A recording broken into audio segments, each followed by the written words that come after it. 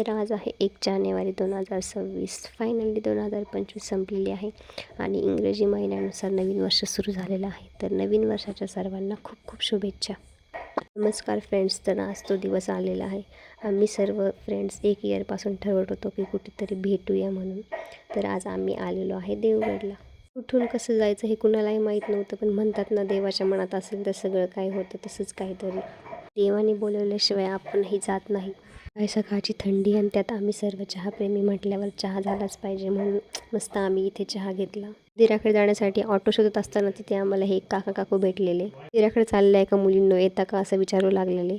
आम्ही थोडंसं गोंधळून गेलो, पण म्हटलं ठीक आहे, मंदिराकडे चाललंय तर जाऊया. मंदिरात गेल्यावर तिथलं वातावरण आणि मंदिर बघून खूप मन प्रसन्न झालं.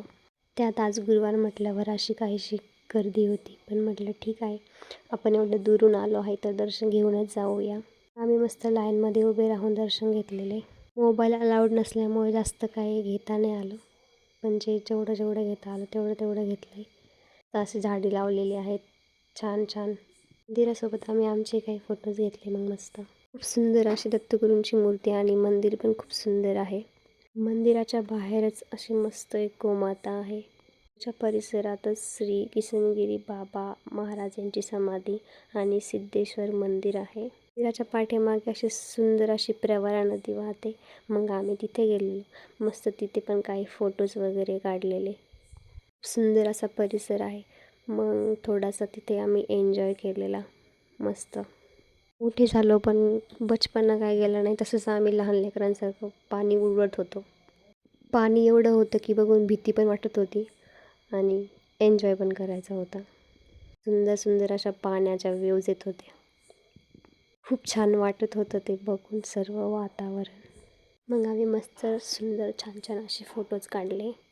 हे बघा, फ्रेंड्स कमीने असतात म्हणतात ते खरं आहे. मला उपवास असतात, ते सर्वजण मला सोडून मस्त काय काय खात होते अजून मला दाखवून.